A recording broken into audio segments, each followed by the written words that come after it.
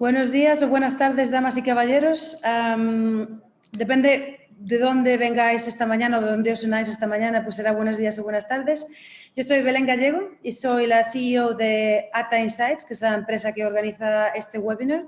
Y lo organizamos como parte del Skill Development Program para profesionales de energías renovables, que es un sistema de sesiones online y que el objetivo es que tengáis acceso a aprender cosas diferentes, tanto de mercados como de tecnología de renovables.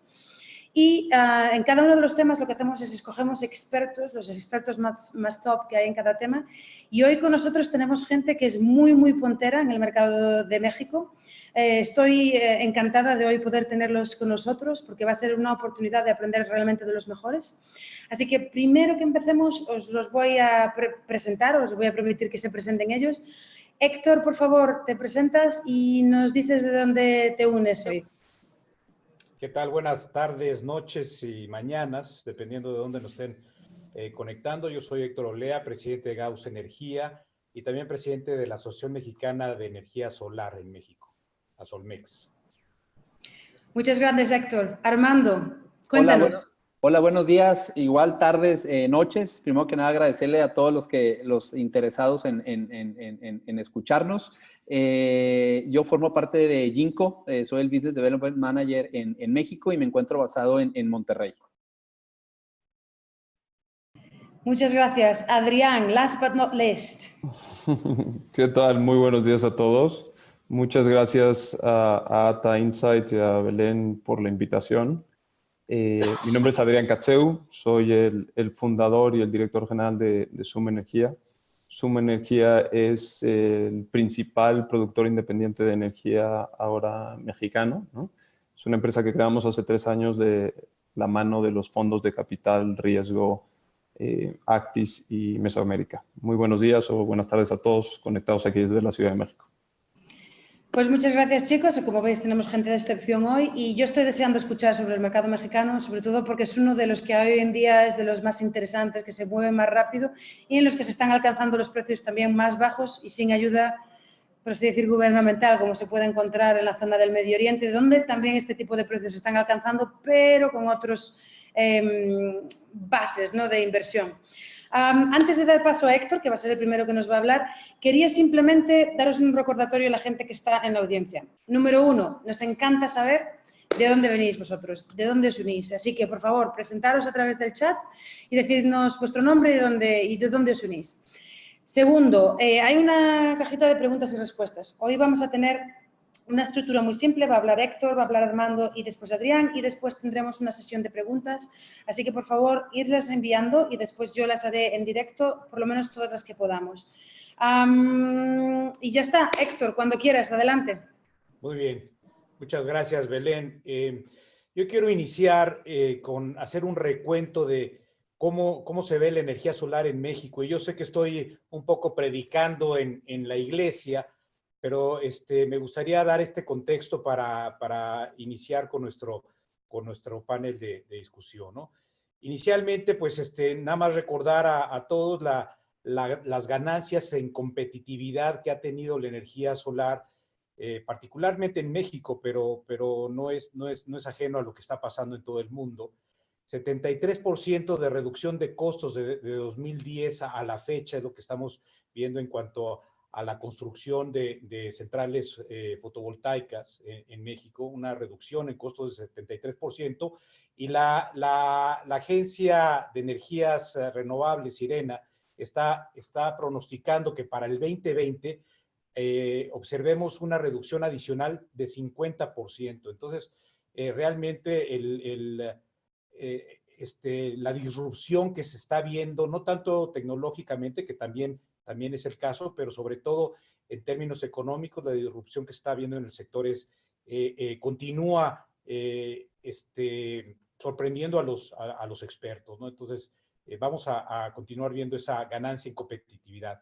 Si a esto le añadimos que el 85% del territorio nacional es propenso al desarrollo fotovoltaico en México, pues que nos asemeja un poco ya nos están diciendo que México es el Arabia Saudita del sol, ¿no? Entonces, si le ponemos esta disponibilidad del recurso al aumento en competitividad en los costos para la generación solar, pues estamos hablando de que se juntan en México el hambre con las ganas de comer, ¿no? Esto ha hecho que en nuestro país tengamos unos precios mucho más competitivos en cuanto a costo de la generación de energía, que incluso las energías convencionales. En México es más competitiva la energía renovable, y aquí también debo de incluir también a la energía eólica. Es mucho más competitiva que lo que estamos viendo ya en energías convencionales, incluso ciclos combinados a gas natural, ¿no? Buena parte de esta ganancia en competitividad que estamos observando se deriva, es una derivación directa de una instrumentación muy exitosa de la reforma energética, particularmente a través de las subastas eléctricas, ¿no? Y para recordar a los que nos oyen, a la audiencia, recordarles que en las últimas 3 subastas que llevamos, se han asignado 37 proyectos solares a lo largo de estas 3 subastas, más lo que se acumule en la 4ª subasta que ya está convocada y que se espera su resolución hacia finales del año, ¿no? Pero hasta ahora ya asignados tenemos 37 proyectos solares que acumulan una capacidad nueva de alrededor de 5,000 megawatts que tendrán que instalarse de aquí al 2020. Esto implica una inversión más o menos de $5,000 millones. Así que sí hay que reconocer el esfuerzo de las autoridades por hacer una instrumentación muy rápida, muy exitosa, muy transparente de las subastas, y que ha redundado en proyectos viables por una cantidad muy importante, que se espera que con este incremento de capacidad, México llegue a ser hacia principios de la década que viene, el 7º jugador del mundo, de mayor jugador en el mundo, en el mercado de la energía solar. Así que esperamos que con estas subastas, estos proyectos que ya están en marcha, veamos colocar a México como uno de los 10 principales jugadores en el mundo en materia solar, ¿no? Y esto se ha dado no solamente el éxito, no solamente en atraer este tipo de inversiones, este tipo de jugadores muy poderosos en el mercado, sino también se ha observado en una gran competitividad en el costo de la energía, ¿no? La última subasta, el precio promedio registrado en la última subasta, como ustedes saben, es de $20.57 por megawatt hora, ¿no? Esto es menos de la mitad del primer precio que se logró promedio en la primera subasta. Es decir, que a lo largo de entre la primera y la tercera subasta se ha logrado reducir a la mitad el precio de la energía resultado de estos procesos. Así que, pues bueno, estamos muy contentos con este éxito. Algunos creen que son precios demasiado agresivos. Yo digo eso, cada subasta que viene digo que el precio ya va para arriba, pero he fracasado en mis pronósticos, así que espero que yo esperaría que en la 4ª subasta se mantuvieran estos precios, ¿no? Espero ser más asertivo en el pronóstico en esta ocasión. También el otro sector que ha sido muy dinámico dentro de la generación fotovoltaica en México ha sido la generación distribuida, ¿no? Actualmente cerramos 2017 con 60,000 viviendas ya con soluciones fotovoltaicas en techos, y aquí habría que incluir también uno que otro consumidor industrial y comercial, que es un sector muy dinámico que esperemos que sea la principal motor de crecimiento en el sector de generación distribuida en el futuro, todo el mercado de C&Is, ¿no?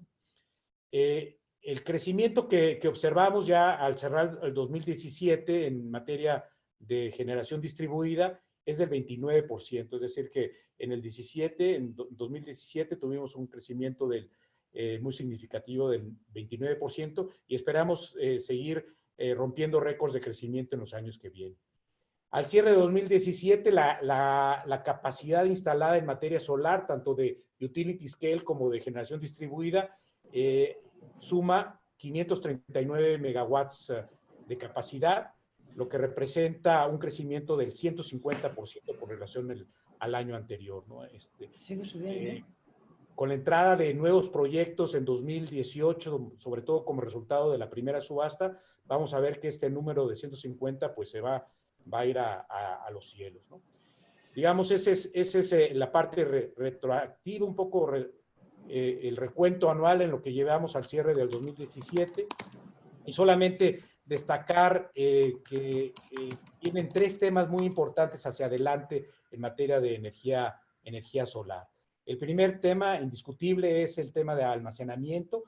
Vamos a ver en este año el primer proyecto de almacenamiento ya en operación comercial, aunado a un proyecto de energía solar en Baja Sur, así que estamos muy ansiosos de ver cómo va a funcionar este primer proyecto de almacenamiento ya de gran escala, ¿no? Entonces, y esto cómo va a detonar toda una dinámica muy importante en México para proyectos futuros de almacenamiento. En segundo lugar, estamos trabajando en la Solmex de manera muy diligente, también con otras asociaciones de renovables en materia de transparencia del mercado eléctrico mexicano, ¿no? Sentimos que el acceso a la información no está bien definida todavía, ciertamente no está bien instrumentada todavía por parte de las autoridades, y estamos trabajando con el SENACE, con la CRE, para mejorar los procedimientos de acceso y difusión de la información y la transparencia en el mercado mayorista, ¿no? Ese será un reto muy importante que estaremos atacando en este año. Y finalmente, como decía, creo que el mercado de CNIs es algo que se va a empezar a dinamizar muy pronto, sobre todo a la luz de las posibles soluciones de almacenamiento a nivel de generación distribuida de clientes industriales y comerciales, ¿no? Esos serían los tres retos que vemos hacia adelante en los próximos meses. Ciertamente es un año muy político y que veremos y deberemos empezar a trabajar con las nuevas autoridades para revisar y para ver qué se ha hecho bien y mantener eso que se ha hecho bien, y lo que falta todavía de instrumentar o no ha sido bien instrumentado, pues revisarlo y aprovechar este año de cambios para profundizar en una mejor regulación en el sector solar en general, pero en las energías renovables en particular. Muchas gracias a todos. Muchas gracias, Héctor. Ha sido un resumen fantástico. Me gustaría volver y volveremos al tema del almacenamiento, creo que es uno de los importantes. Armando, adelante. Si te quitas el mute, por favor, y nos enseñas tu pantalla. Y recordaros, mientras Armando se prepara para su charla, que tenéis la cajita de questions and answers, o de preguntas y respuestas, que podéis mandar vuestras preguntas. Ya tenemos unas cuantas. Y también que estamos grabando esta sesión, por supuesto, y que os mandaremos un enlace tanto a la grabación como a las presentaciones que se están haciendo hoy aquí. Entonces, que no os preocupéis, que lo vais a recibir. Adelante, Armando. Acuérdate que tienes que sacarte el mute, que no te podemos escuchar ahora mismo, ¿eh? No te escuchamos. Pero sí que vemos tu pantalla, con lo cual... Espera, Araceli te está ayudando también, a ver si conseguimos... Listo. Perfecto. Ok. A ver, permíteme, déjame, vuelvo a la presentación. Bueno, primero que nada, aquí está, ya. Primero que nada, muchas gracias.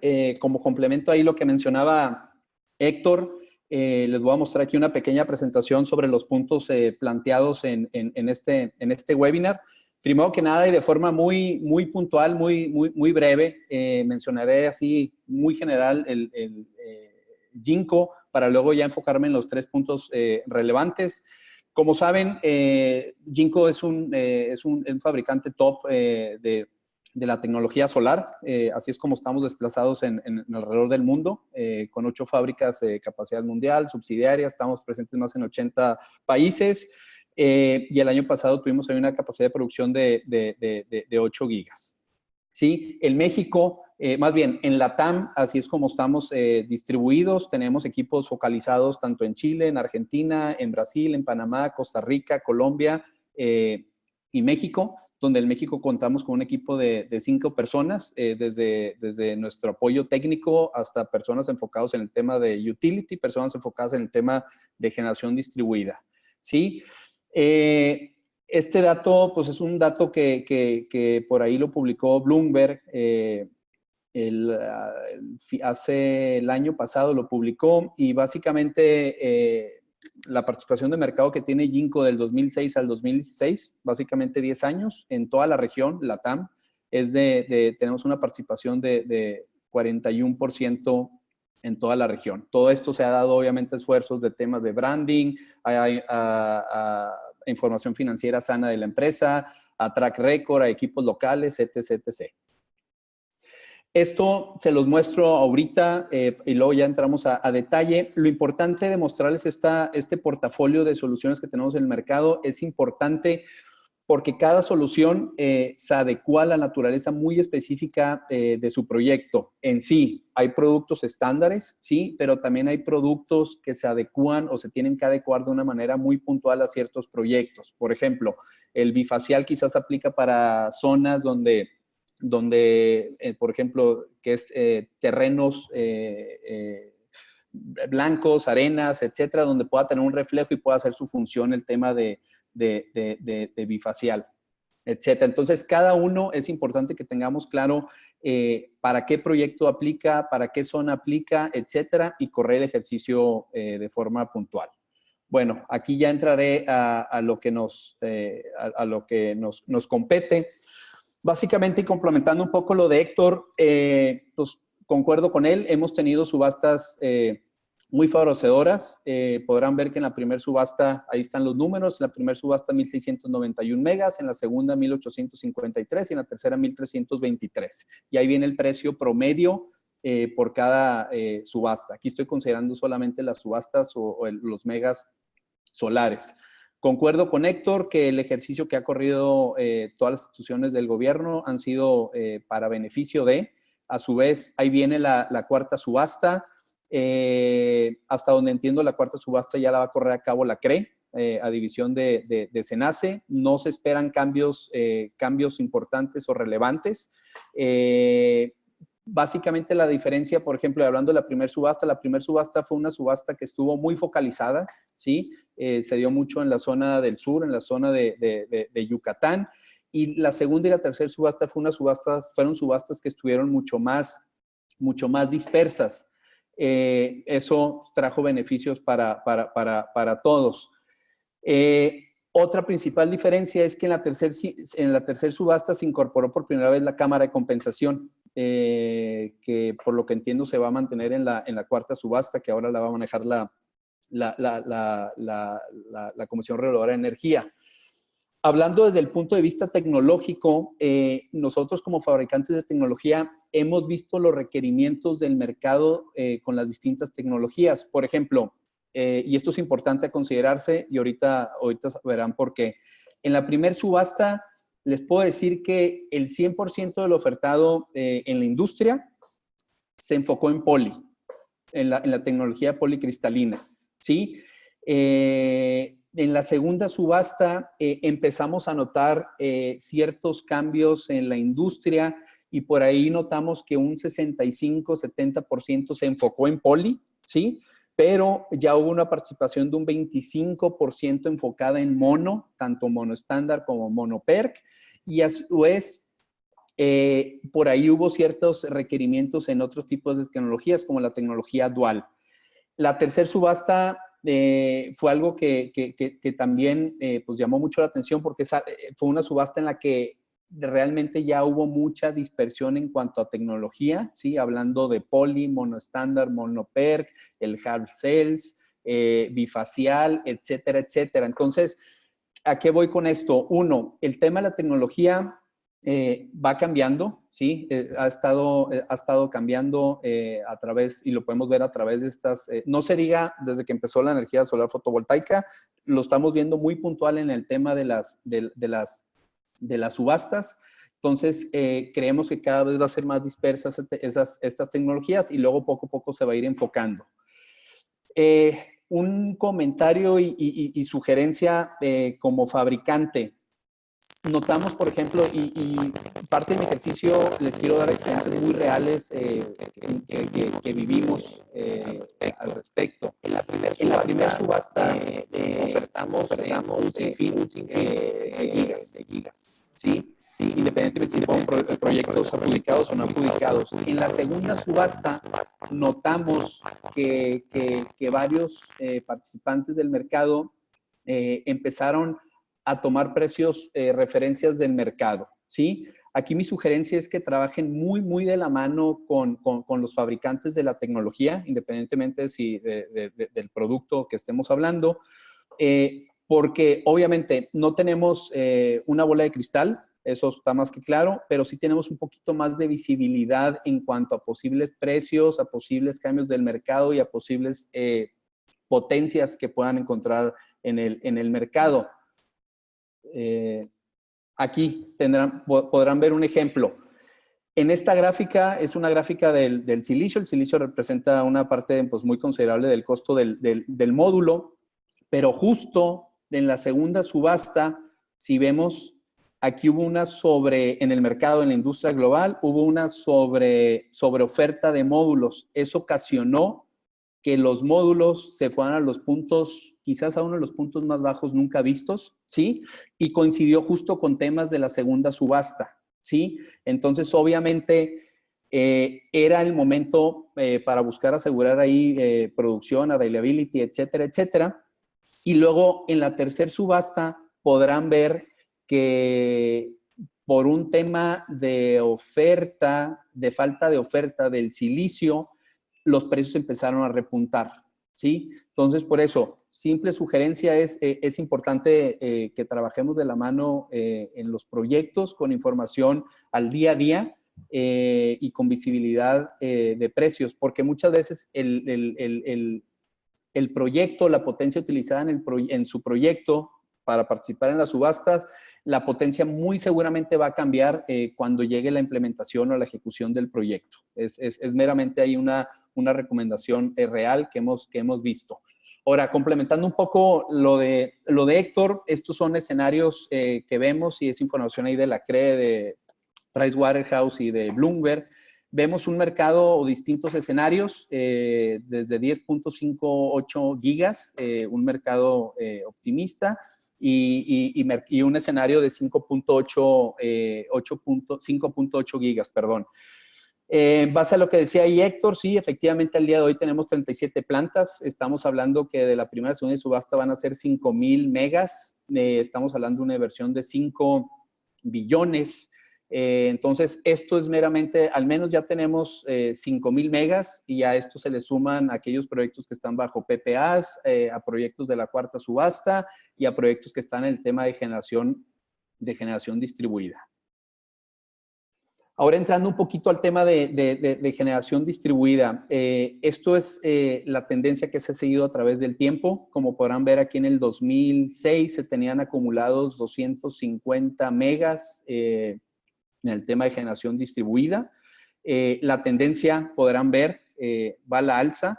Por ahí podrán ver que en el año 2021-2022 estaremos llegando entre 3.7 y 5.1 gigas.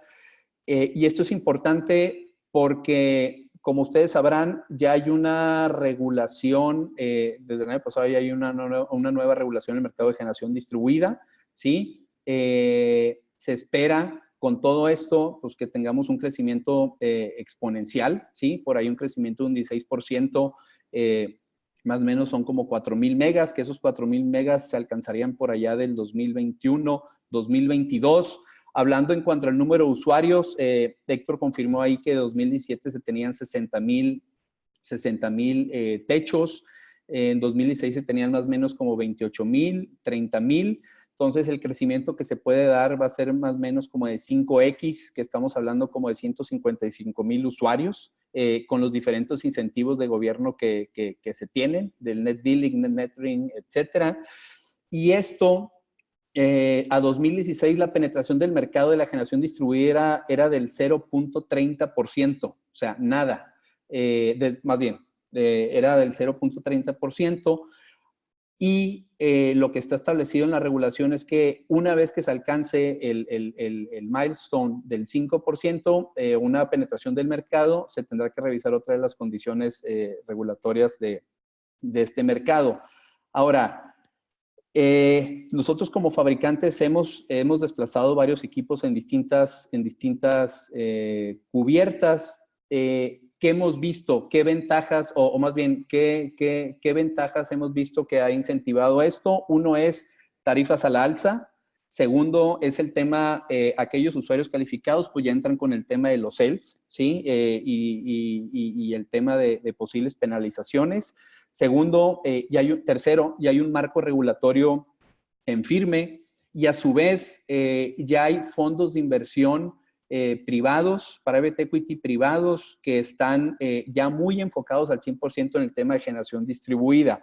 Ahora, por el otro lado, ¿qué hemos visto que está frenando un poquito, sobre todo el tema de comercial industrial, como mencionaba Héctor? Porque el tema residencial es un tema que se está moviendo, sobre todo en estados claves como Jalisco, Nuevo León, Estado de México y algunos otros.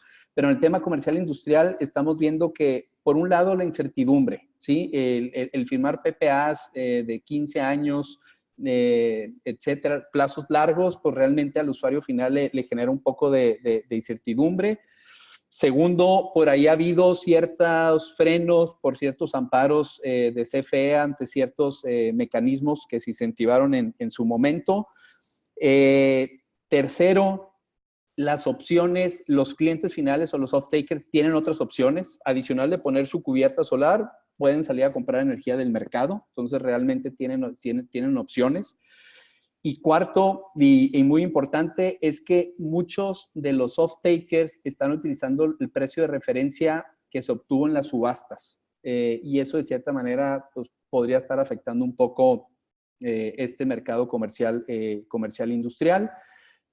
Concuerdo con Héctor, el tema de las baterías en el comercial industrial hará que este segmento de mercado detone o avance. Entonces estaremos muy atentos ahí al tema de regulación. Pero sin duda es un mercado que tiene mucho potencial, ¿sí? Y es un mercado en el que nosotros de forma constante vamos a estar muy, muy activos. Por último, tocando los puntos de financiamientos o de riesgos financieros, etcétera, etcétera. Hasta el día de hoy hemos visto que el mercado mexicano se ha estado desarrollando mucho por la banca de desarrollo y banca multilateral. Al final son ellos quienes pueden tomar un poquito más de riesgo, o al menos más que la banca comercial, y son ellos quienes están construyendo esa parte del sector, están generando ahí un track record para luego darle entrada al resto de los participantes. A su vez, no solamente los bancos de desarrollo, la banca multilateral está teniendo un rol importante, sino también hay ciertos fondos de inversión que están impulsando muy fuerte el mercado. Como lo mencionó Adrián, el fondo que está ahí colaborando con ellos, pues son fondos que están constantemente impulsando el mercado. Y como mencioné anteriormente, en el tema de generación distribuida ya hay fondos muy especializados que van al tema de generación distribuida. Posibles riesgos, está ahí el tema que todos lo conocen, el merchant risk. En el tema de utility, pues el tema de bancabilidad de los proyectos. Y en el proyecto de generación distribuida, muchas veces el tema de landed writing. O sea, saber la calidad del off-taker y que no se caiga ahí en un posible default. En esta parte, pues Jinko juega un rol importante porque obviamente hacer el principal componente del arreglo del parque solar, entra muy bien fuerte el juego, el tema de bancabilidad. Y somos el fabricante más bancable. Hemos participado en un sinfín de proyectos financiados con deuda. Al final, el inversionista lo que busca busca rentabilidad, busca largo plazo y obviamente lo ve como una inversión en un asset, ¿sí? Y pues bueno, trabajamos muy de la mano con bancos, EPCistas, IPPs, Technical Consultants para todo el tema de due diligence. Y bueno, con bancos hemos trabajado con más de 86 bancos de forma global. Y parte de las cuestiones por las que toma un rol muy importante el tema de bancabilidad, obviamente es el tema de la calidad del producto, ¿sí? Su comportamiento a través del tiempo, el desempeño en el campo y obviamente la salud financiera de la empresa. Y bueno, de mi parte sería todo. Por ahí les comparto mis datos, mi correo para lo que se los ofrezca y estamos a sus órdenes. Muchas gracias. Muchas gracias, Armando. Ok, pues si dejas de compartir para darle paso a Adrián, y ya tenemos 8 preguntas que las vamos a hacer en cuanto acabemos aquí. Lo que nos dé tiempo. Adrián, adelante. Mientras Adrián comparte su pantalla, recordaros una vez más, estamos grabando, tenemos las presentaciones, los datos de Armando en la presentación, os los enviaremos, ¿vale? Adrián, ¿te cuento un poco cómo hacerlo?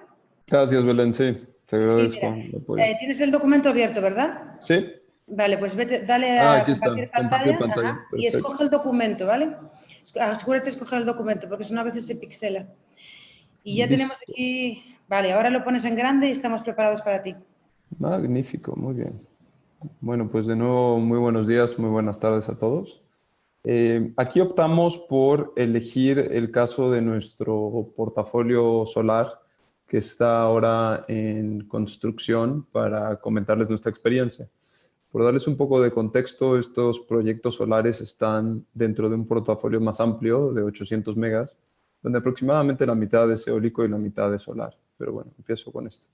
Entonces, como ven en esta lámina, esta es la pisada geográfica y el portafolio de generación con el que contamos en Suma Energía. Aquí lo que ven es el mapa de la República Mexicana. Como tal vez conocen, pues bueno, el recurso solar y las condiciones de ejecución de proyectos son particularmente benévolas en la parte noroeste del país. Y nuestro proyecto Orejana está en el estado de Sonora, en la extrema izquierda arriba, con una capacidad de 158 megas. Y en el siguiente estado, el estado de Chihuahua, a la derecha está nuestro proyecto que le llamamos Santa María, de 179 megawatts. Como ven en las fotografías, pues bueno, estas son fotografías de esta semana en donde estamos en pleno hincado, movilizados en sitios. Adicionalmente a estos proyectos, estamos construyendo en el estado de Tamaulipas el mayor proyecto eólico de México y uno de los mayores de Latinoamérica de 424 megawatts. Y en el estado de Oaxaca, en el sur, tenemos en operación 50 megas ya desde hace un par de años. Esos 50 megas vienen del marco regulatorio anterior del autoconsumo. Y los otros 3 proyectos que les acabo de mencionar son proyectos ganadores de la segunda subasta eléctrica, de lo cual hablaré un poco más hacia adelante. ¿Cuál es el rol que hemos tenido nosotros a lo largo de la cadena de valor? Básicamente, nuestro modelo de negocio ha sido ser un aliado de los desarrolladores y ser una entidad que nuestro foco está en la estructuración y ejecución de proyectos y en aportar el capital para consolidar activos como un gran productor independiente de energía, ¿no? Entonces, estos proyectos nacieron de nuestros esfuerzos originales de identificación de un pipeline de proyectos para participar tanto en la primera como en la segunda subasta. Lo que hemos hecho tradicionalmente es que hemos ido de manera amplia al mercado a conocer las características de los distintos esfuerzos y posibles aliados o socios que hayan en el mercado, y en función de eso tenemos herramientas analíticas que nos permiten evaluar la competitividad de los distintos proyectos y su madurez, y hacer una evaluación tanto cuantitativa como cualitativa de los mismos. Hablaré un poco más de las subastas y de qué otros parámetros son importantes. En cuanto a la dimensión cualitativa y la madurez de los proyectos, pues cabe resaltar que el modelo por el cual se optó en México es por tener una libertad amplia acerca del grado de madurez de los proyectos, principalmente la gestión del riesgo de la entidad que contrata la energía descansa en gran medida en las garantías financieras que se aportan, que es parte de nuestro rol en estas colaboraciones, ¿no? Y cada vez más es más explícito el avance en cuanto al proceso de interconexión. Pero bueno, esta es una cuestión que se ha motivado en general por promover la competencia, por promover la mayor oferta en la subasta y la mayor competitividad de precios, pero da pie a mucha de la dinámica que estamos observando en cuanto a la madurez de los proyectos. Y en ese sentido, esto es para poner en contexto que es un parámetro al cual le ponemos mucho énfasis en nuestro caso, evaluar la madurez cualitativa del desarrollo para ir a una subasta. Nosotros nos hacemos cargo de la precalificación de las ofertas de venta, es decir, de todo lo que tiene que ver con diseñar la estrategia de participación en la subasta y de lo que le llamamos el value engineering, ¿no? Como nosotros, como todos sabemos, pues al final del día a lo que nos dedicamos en relación a la concepción de grandes proyectos de generación, pues requiere, nosotros decimos, de conectar todos los puntos, ¿no? Desde la perspectiva de las características del sitio, de la perspectiva de la procura de los equipos principales, pero también de la energía, de la ingeniería de las obras civiles y eléctricas, ni se diga de la financiación y desde la estrategia de oferta. Todos estos elementos tienen que estar conectados y ser coherentes entre sí. Y pues bueno, nosotros hemos sido afortunados de contar con socios financieros que nos han dado los recursos para incorporar talento distintivo en todas estas áreas y asegurarnos que nuestros proyectos son coherentes en todas estas perspectivas. Y esto se traduce en nuestra oferta económica y luego, pues bueno, en la ejecución de los proyectos. Y aquí en esta lámina, pues lo que hemos buscado es transmitirles cómo vemos nuestro rol en estas alianzas con los desarrolladores. En el caso específico de estos dos proyectos, de Orejana y Santa María, por ponerles un poco en perspectiva cómo fue su evolución en el tiempo, el desarrollador original llevaba ya tiempo trabajando en ellos, había hecho una labor bastante diligente en cuanto a la dimensión de la gestión de la tierra y la permisología. Sobra decir que, como seguramente todos hemos experimentado, una vez que llegamos a la fase de due diligence con el banco siempre hay cuestiones que perfeccionar, pero en general diría que hicieron una labor bastante valiosa en ese sentido.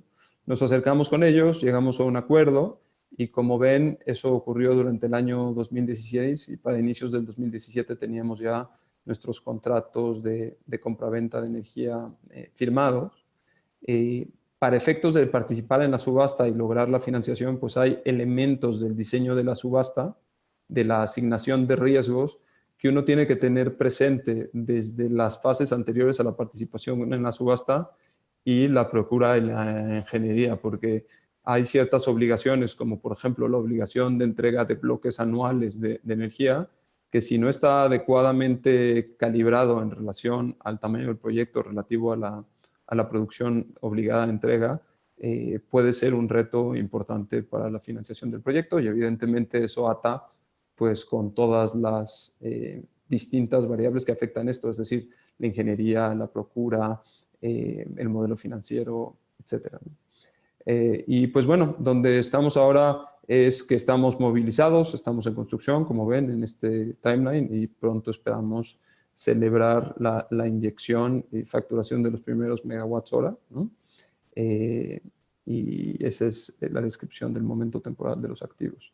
En cuanto a la estructuración de los mismos, les comento que, bueno, como ven en esta lámina, pues es una lámina que seguramente les es muy familiar a muchos de estructuración de proyectos, donde tenemos el contrato de compraventa con la Comisión Federal de Electricidad en la parte de suministro básico. Esas son las tarifas reguladas. En este caso, para estos proyectos, optamos por un contrato llave en mano de la ejecución con Maetel, que es una filial de Grupo ACS. Nosotros aportamos nuestro capital, que a su vez lo aportan nuestros inversionistas. Y por el otro lado, hemos hecho un paquete de financiación de la deuda con primordialmente banca de desarrollo, en este caso mexicana. Vale la pena resaltar que este es uno de los primeros proyectos. El primer proyecto que alcanzó cierre financiero y disposición como resultado de las subastas fue nuestro proyecto eólico, el proyecto eólico Reynosa, e inmediatamente después fueron estos proyectos solares. Y en ese sentido, pues bueno, hay algunos elementos de la estructura de financiación que se sentaron ciertos precedentes en cuanto a, como les mencionaba, por un lado, la obligación de entrega anual de energía, y por otro lado también hay que recordar que si bien el contrato de certificados de energías limpias resultante de la subasta tiene una vida de 20 años, el contrato de energía tiene una vida de 15 años, y la banca está activamente buscando herramientas de mitigación de exposición al riesgo de mercado, ¿no? Entonces, esos dos pilares fueron atendidos. Tal vez vale la pena tomar un momento aquí breve para explicar los principales parámetros de la subasta en México, ¿no? La subasta, pues como saben, es un proceso competitivo que es neutro en tecnología, busca asignar los contratos a la solución más costo competitiva, pero tiene algunas adaptaciones que la hacen especial y que yo creo que responden al momento en el que estamos en las energías renovables, ¿no? Es decir, a estos precios tan competitivos ya no se pretende que compitamos como una solución de nicho, sino que compitamos cada vez en mayor igualdad de condiciones con las fuentes tradicionales de generación. Y eso quiere decir encontrar un equilibrio entre lo que son las variables de mercado y la bancabilidad de los proyectos. Y eso implicó un diálogo muy, muy amplio con las autoridades en México de cómo introducir ese tipo de incentivos para asegurarnos que la energía, no solo se contrataba la energía de menor costo, pero más bien la energía de mayor valor, ¿no? Entonces, les dejo ahí con dos ejemplos puntuales de lo que eso quiere decir.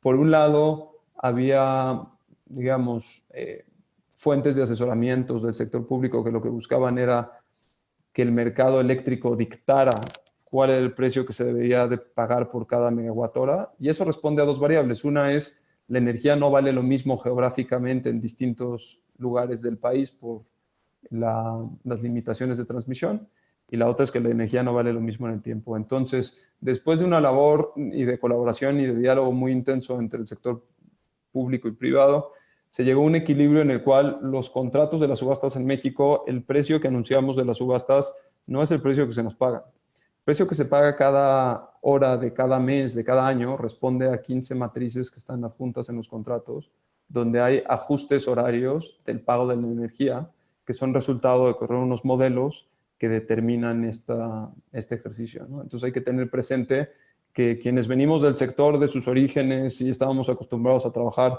con feed-in tariffs muy cómodos, donde sabíamos que todos los megawatts hora se pagaban igual y era un solo precio estándar, ese no es el contexto en el que estamos, ¿no?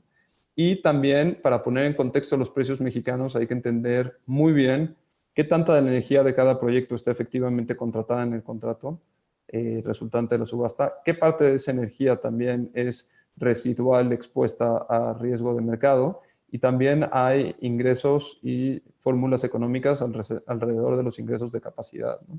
Entonces, entiendo que este webcast en particular no está enfocado en entrar en los detalles de la subasta, pero sí quería aprovechar este momento para compartirles que, y no dudo que en ATA estén haciendo ejercicios como estos, es muy frágil hoy día hacer comparativos lineales de precios de energía entre mercados, porque las estructuras de los contratos son cada vez más diferentes, y creo que es afortunado en el sentido de que estamos en una fase de digerir cómo integrar de la manera más efectiva las renovables en el contexto de los mercados eléctricos.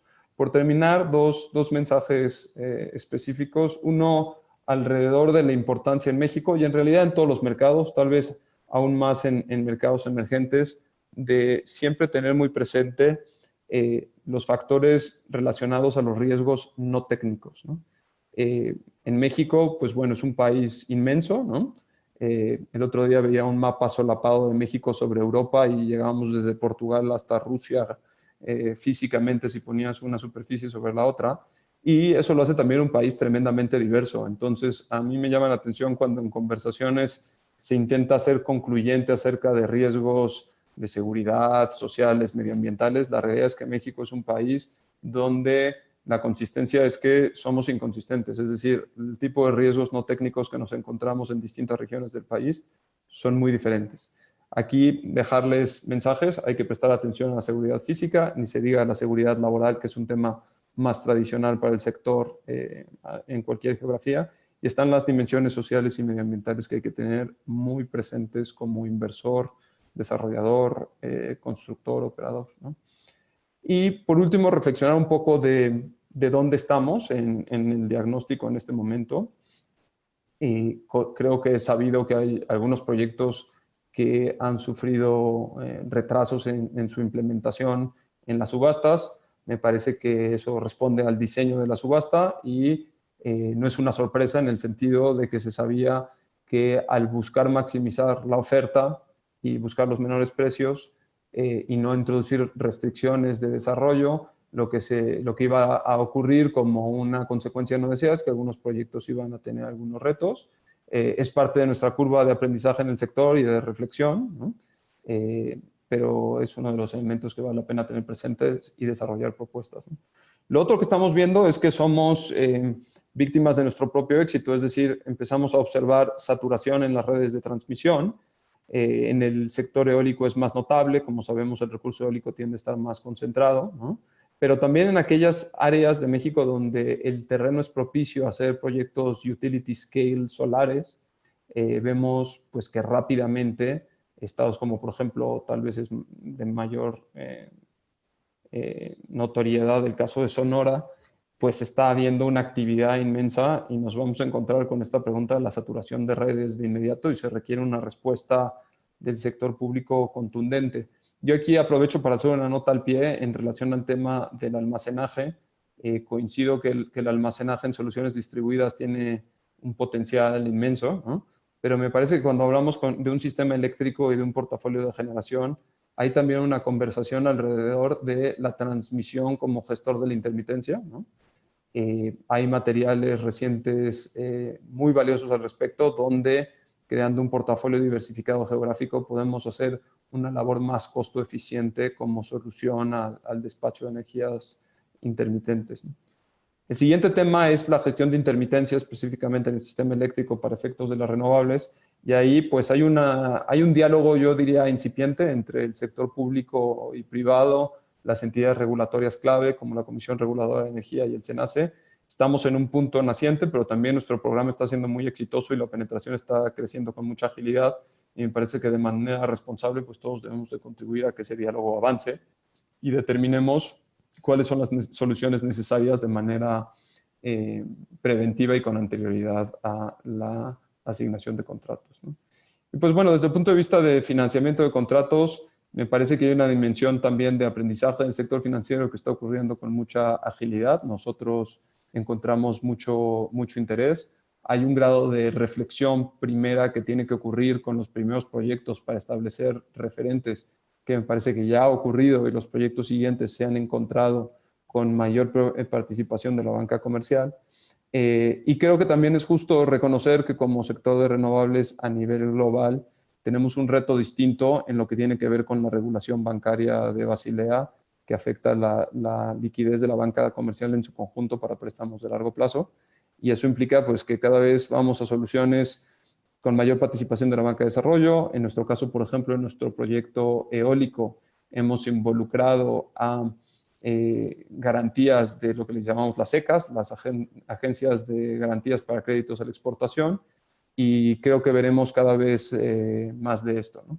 Y pues bueno, esto es lo que queríamos compartirles, es la historia de nuestros proyectos solares y nos dará mucho gusto atender preguntas que puedan surgir y tener un diálogo abierto. Gracias. Muchas gracias, Adrián. Si dejas de compartir la pantalla para que os podamos ver más cerquita. Y bueno, tenemos unos minutos, tampoco mucho, pero sí algo podemos responder. Hay unas cuantas preguntas abiertas. Gracias, Armando, que ya ha estado respondiendo algunas, escribiéndolas.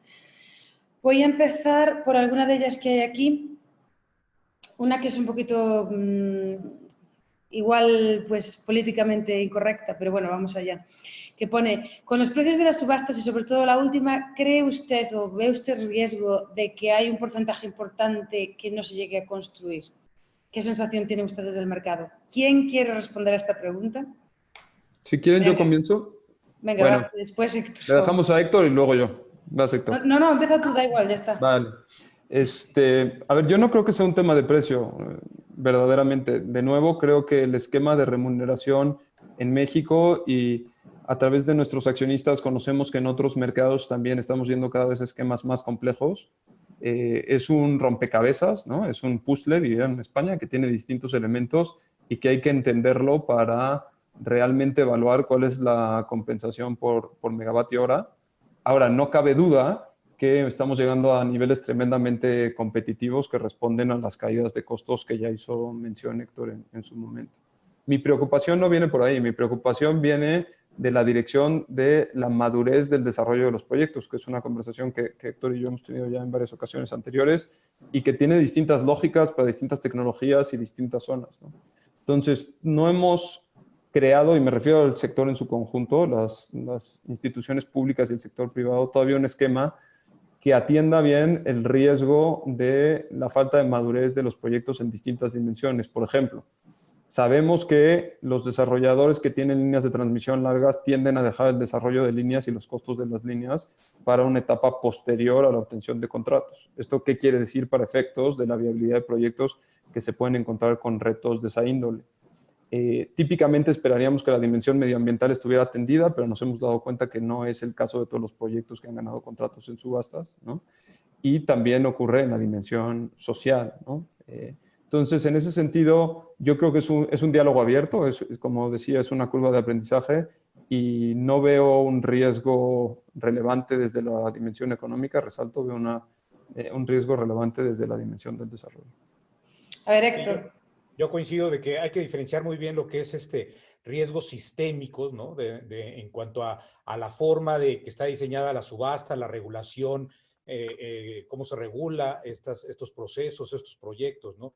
Yo no veo un riesgo sistémico, eso está funcionando bien, pero sí hay un riesgo más de proyecto por proyecto de desarrollo. Entonces, habrá desarrolladores que son más hábiles y que han escogido mejor sus sitios y su forma de operar, que tendrán resultados exitosos, ¿no? Habrá desarrolladores que como en todo, no son 100% y que están teniendo problemas. Entonces, sí hay que diferenciar entre un riesgo en cuanto a la construcción y desarrollo de proyectos derivado del sistema y un riesgo derivado de la operación propia de cada uno de los desarrolladores, ¿no? Y ahí, pues, nos encontramos de todo y qué bueno que haya de todo y que haya esos riesgos, ¿no?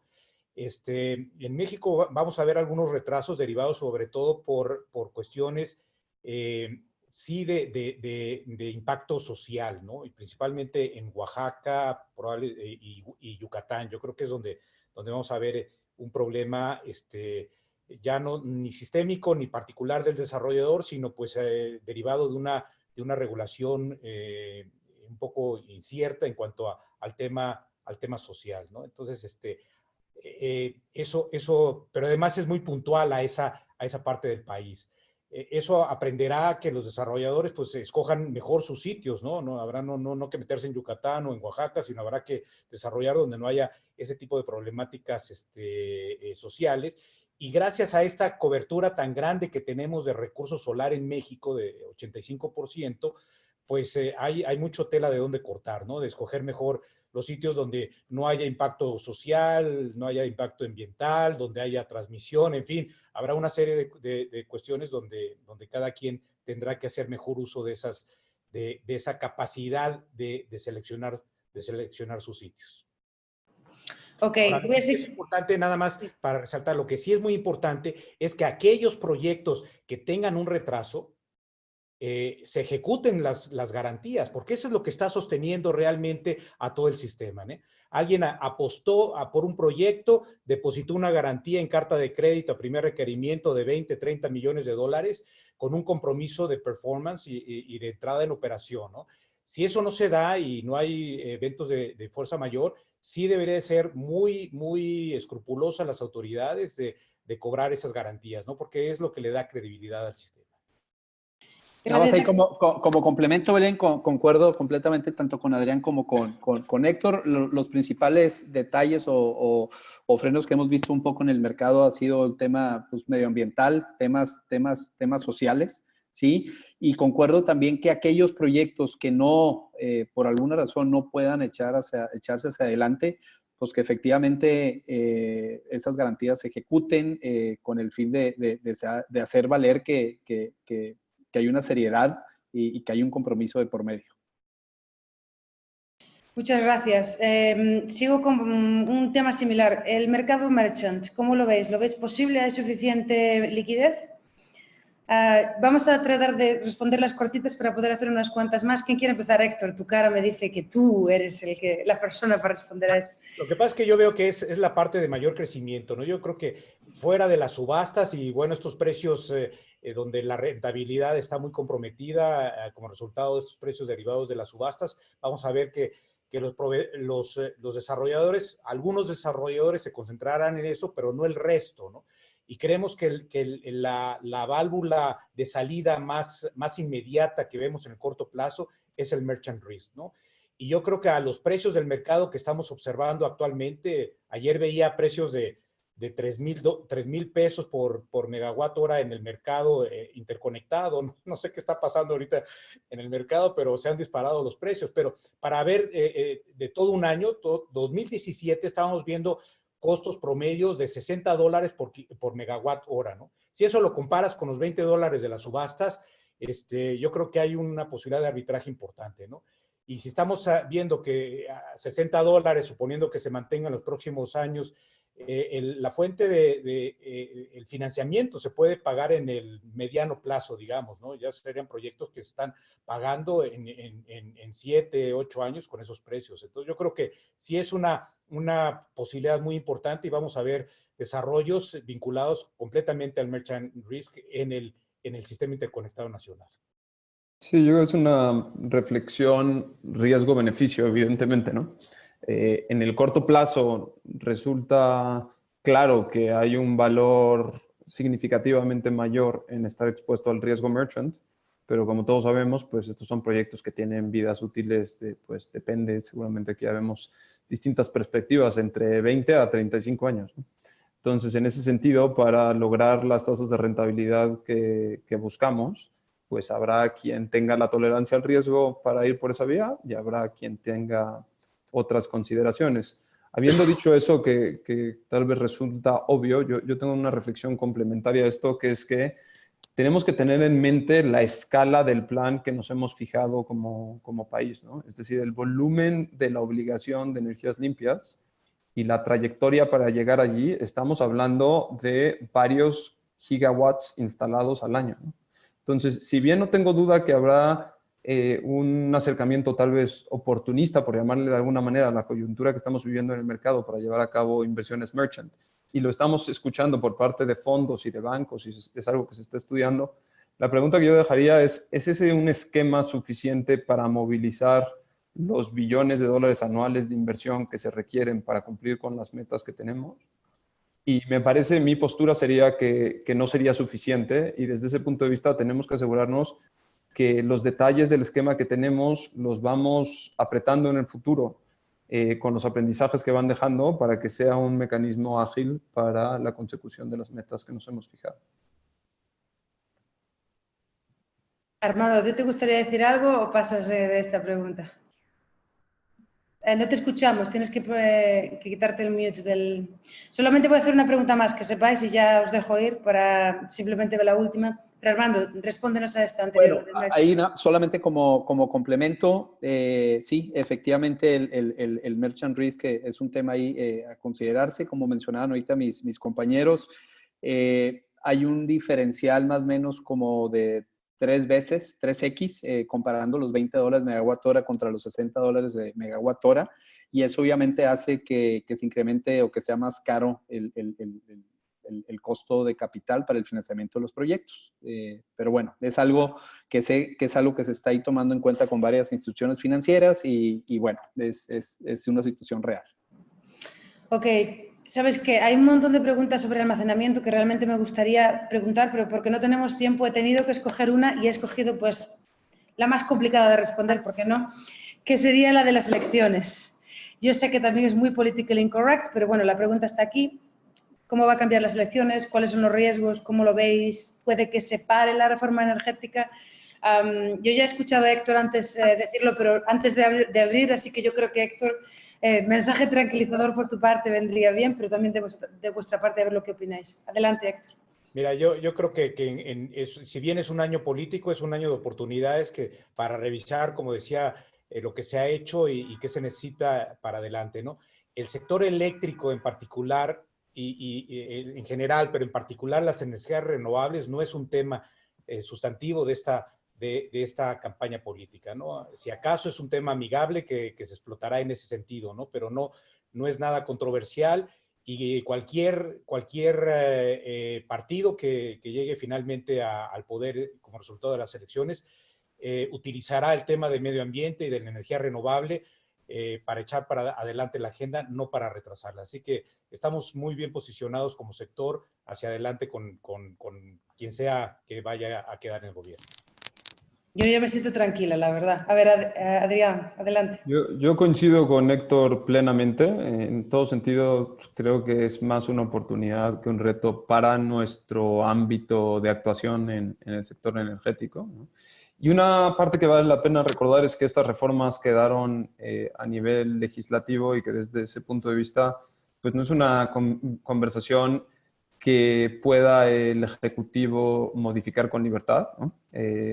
Requeriría de mayorías en el Poder Legislativo, pero más allá aún, a lo mejor lo que no es muy evidente es cómo se estructuraron las obligaciones de energías limpias, que si bien viven en la Ley de Transición Energética, ¿no?, se implementan a través del requisito obligatorio de certificados de energías limpias, que ese es el que genera penalizaciones por parte de la Comisión Reguladora de Energía, y esta administración tuvo a buen hacer que ese requisito de certificados de energías limpias lo emitió hasta el 2024, ¿no?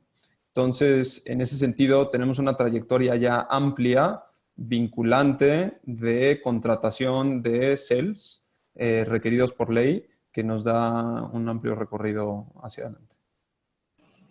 Armando, ¿quieres añadir algo? ¿Nos quieres decir por quién votar para asegurarnos? Acuérdate de quitar el mute ahí. Sí. Bueno, concuerdo. Yo creo que sustancialmente no habrá algún impacto ahí relevante. Igual veo una buena oportunidad para sumarnos a quien llegue, tanto al partido como a las personas que lleguen con estas nuevas responsabilidades, pero yo no veo ningún riesgo al respecto. Pues muchas gracias, Héctor, Armando y Adrián, por vuestra presencia hoy y por contarnos temas tan interesantes dentro de México. Me hubiera gustado mucho tener tiempo para hablar del tema de baterías. Sé que es un tema importante que vamos a ver más y más, pero quizá simplemente tenemos que hacer otro webinar específico para eso. Sí, comentaros a todos los que estáis ahí en la audiencia todavía que sí tenemos algo sobre fotovoltaica con batería en Latinoamérica en general, no es específico para México, no es tanto tema de mercado como tema más bien de diseños, planificación, etcétera. Os animo a que vengáis. Y antes de decir adiós a todo el mundo, gracias de nuevo, Héctor, gracias por tu ayuda, gracias Armando, gracias Adrián, gracias a todos los asistentes y nos vemos la próxima vez. Hasta pronto. Hasta pronto.